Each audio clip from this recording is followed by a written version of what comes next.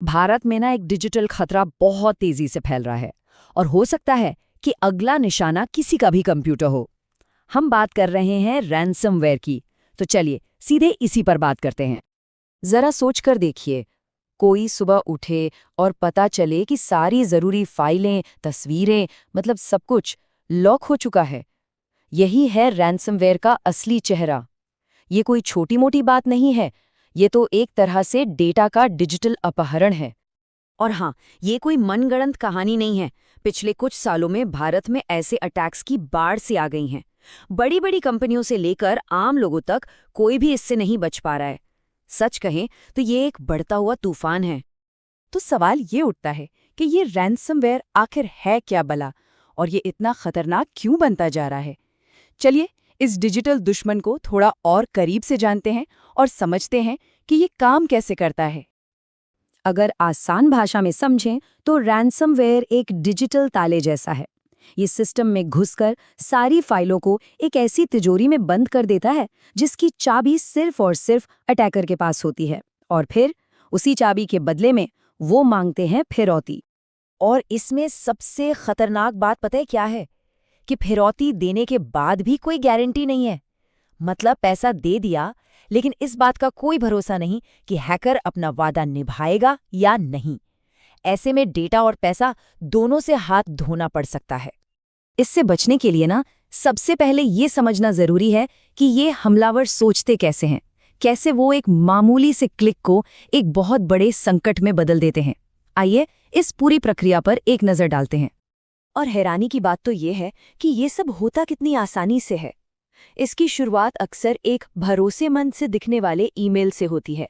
बस एक गलत क्लिक और पूरा चेन रिएक्शन शुरू।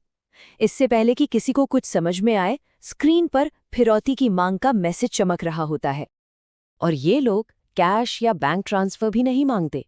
नहीं, हमलावर अक्सर बिटकॉइन जैसी क्रिप्टो करेंसी में पेमेंट मांगते हैं। क्यों? क्योंकि इससे उन्हें ट्रैक करना लगभग नामुमकिन हो जाता है।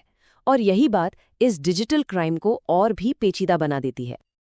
हाँ, ये सब सुनने में थोड़ा डरावना लग सकता है, लेकिन अच्छी खबर ये है कि लोग पूरी तरह से असहाय नहीं हैं।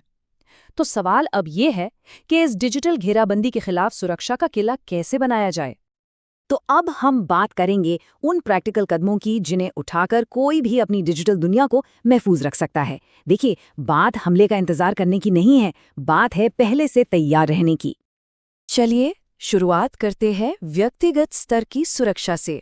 मतलब वो कदम जो हम में से हर कोई अपनी सबसे कीमती डिजिटल यादों और फाइलों को बचाने के लिए उठा सकता है। देखिए, अच्छी डिजिटल आदतें ही सबसे बड़ा हथियार हैं।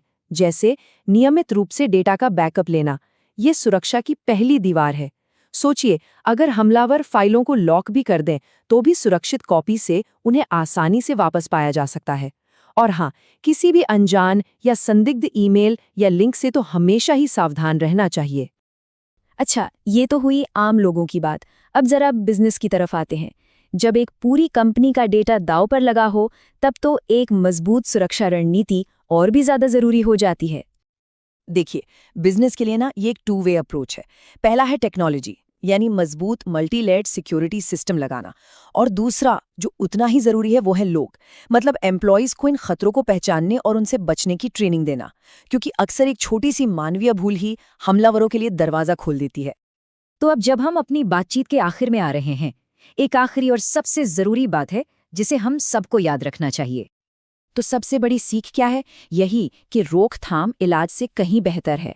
रैंसमवेयर के हमले बेशक बहुत नुकसान पहुंचा सकते हैं, लेकिन सही समय पर उठाए गए प्रोएक्टिव कदम काफी हद तक बचा सकते हैं। ये पूरी तरह से अपने डिजिटल जीवन का कंट्रोल अपने हाथों में लेने जैसा है। आखिर में सारी बात इसी एक लाइन पर आके खत्म होती है: सतर्क रहें और सुरक्षित रहें। ये एक बहुत ही सरल लेकिन दमदार सलाह है। इस डिजिटल दुनिया में जागरूकता ही सबसे बड़ी ताकत है। और अंत में एक सवाल सबके लिए: डिजिटल तालों की इस दुनिया में चाबी किसके पास है? क्या कंट्रोल हमारे अपने हाथों में है या इसे किस्मत के भरोसे छोड़ा जा रहा है? ये एक ऐसा सवाल है जिस पर सोचना बहुत जरूरी है।